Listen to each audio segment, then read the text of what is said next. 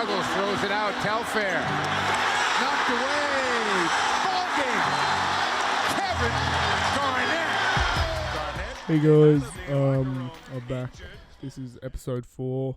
I'll start off. I'm actually having a really great time filming these.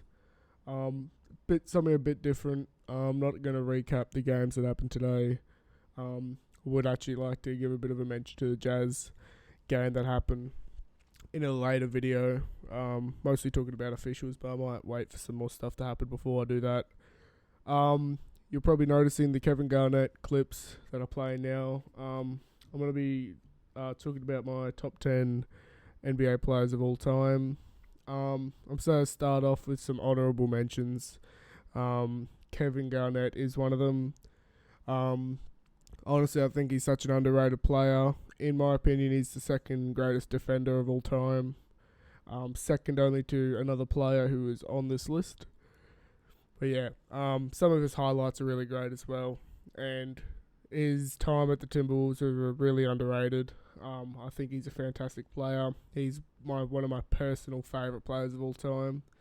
But yeah, so today, that's what we're going to be doing today, is going through my top 10 players of all time. So yeah, honourable mentions, we've got Kevin Garnett, we've also got Stephen Curry, and we've also got Hakeem. And the reason why I chose these players as my honourable mentions is I do think Steph will be able to finish his career in this top 10. I just don't think he's there yet. Hakeem, a lot of people say he's the greatest centre of all time. I just can't put him there. Also, honourable mention to Wilt Chamberlain. But I think when you're talking about your top 10, winning is massive. You know, you need to be a winner in order to crack that top 10. And although Wilt Chamberlain, a lot of people say he wouldn't be able to hold up today, I think he'd hold up just fine. I don't think he'd be dropping 100 points like he did, but you know, I still think he'd be a fantastic player because he was just an insane human being. Athletically, I don't think we'll ever see another Wilt Chamberlain again. But yeah, so those are my honourable mentions. Starting us off at number 10, I've got Karl Malone. I do believe he's one of the most underrated players of all time. He doesn't get at all enough recognition. The reason why, obviously, he's not up is the same as Wilt. He didn't win enough. He never won a championship, and he definitely had the means to do so. However, he's the second all-time greatest scorer, and that's in terms of the amount of points he scored for his career. Second only to Kareem Abdul-Jabbar, and I think his greatness as a basketball player is almost polluted by his off-the-court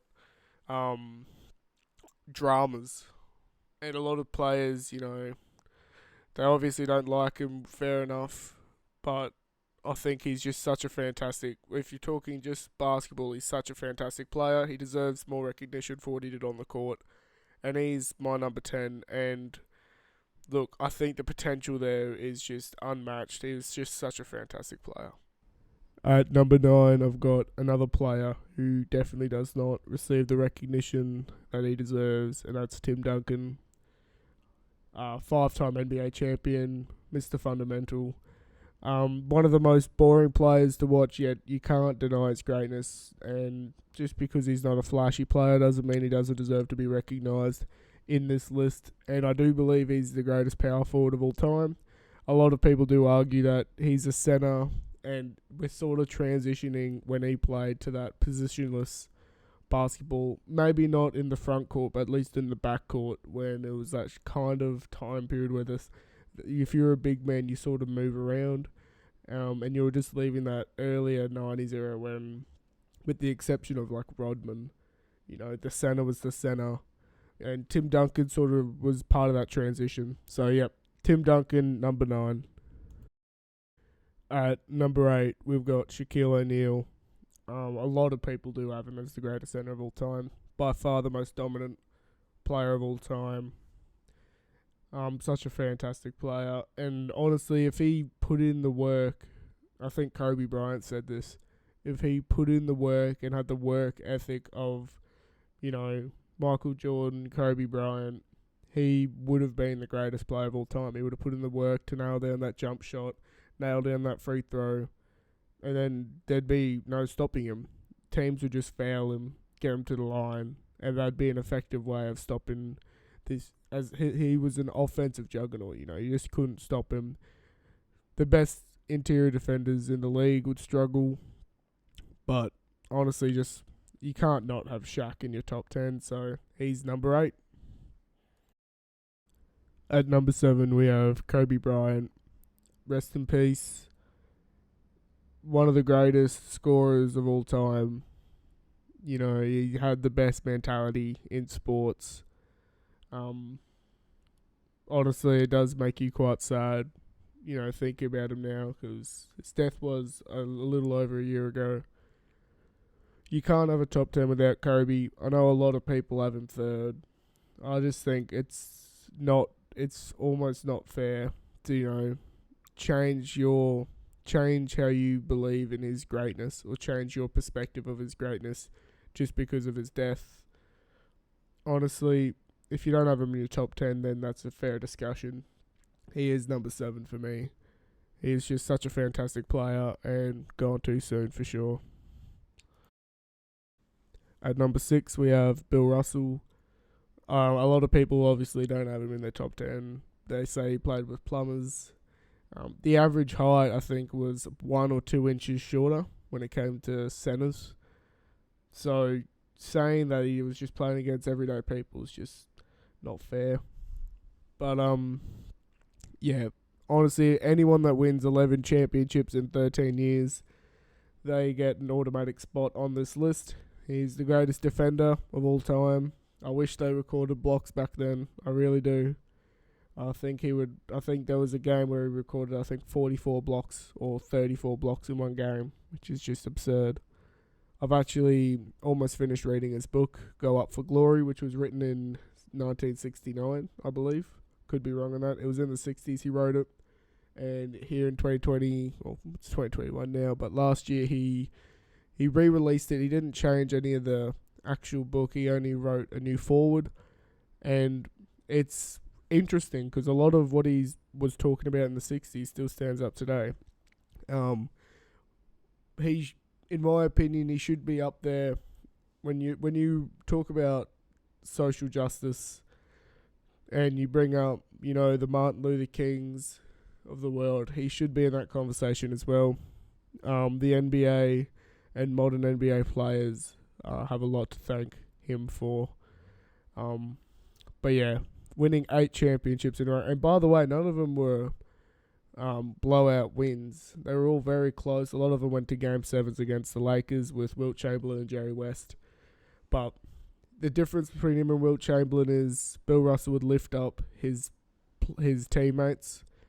A lot of them are Hall of Famers, and if they played on other teams, they wouldn't be. And obviously that's a testament to his greatness, but it's also a testament to his greatness to make other players so much better. Almost like the LeBron James effect. At number 5, although it is close, we have Magic Johnson.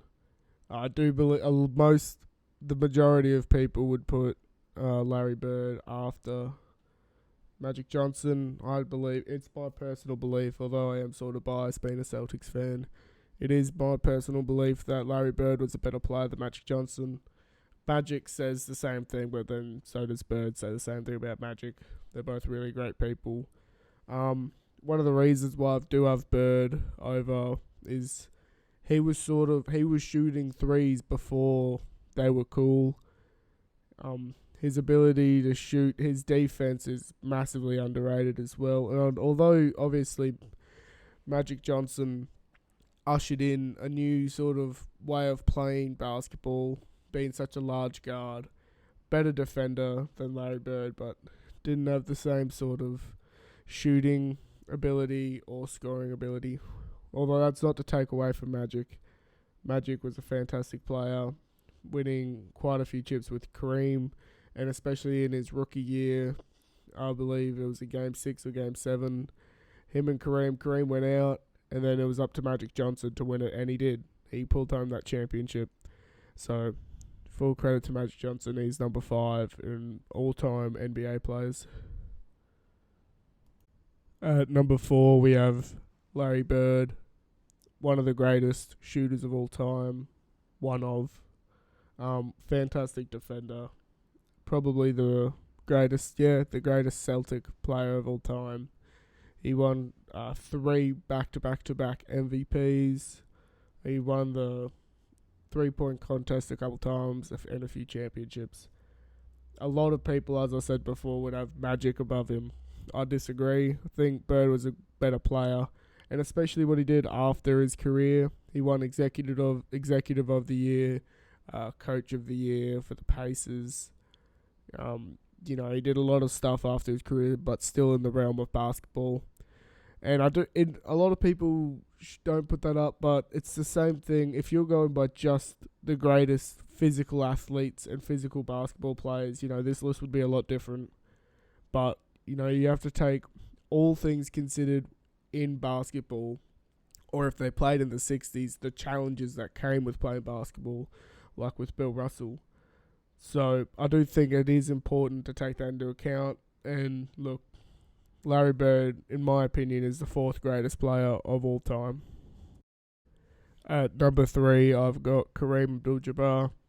One of the only players ever to have literally an unguardable shot, and that obviously being the skyhook.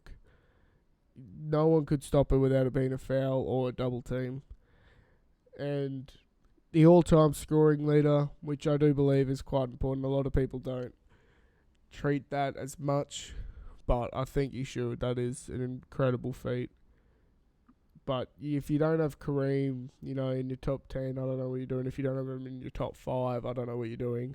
And if he's not your greatest center, then I don't think we could ever have a discussion. He would fare up just fine in today's league. And that's the thing. Having an unguardable move like that, he would be just as dominant now, if not more dominant than he was back then. He was a fantastic player, and he was also really great in college as well. So, yeah, number 3, Kareem.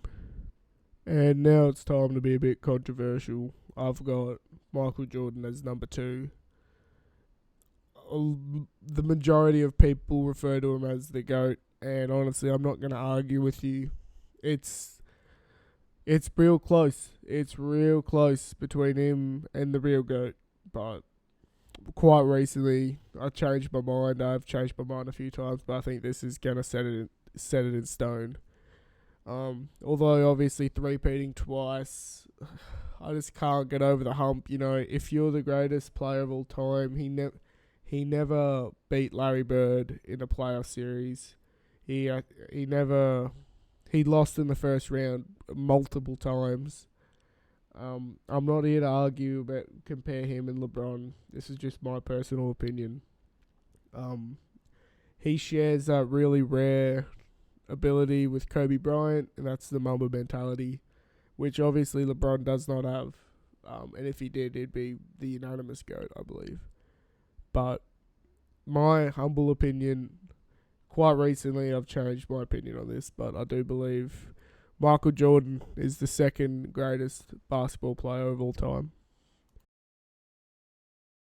And last but not least, in my opinion, we have the GOAT, LeBron James, and we are still lucky to be watching him today. And I'm not going to argue and compare why he's better than Jordan.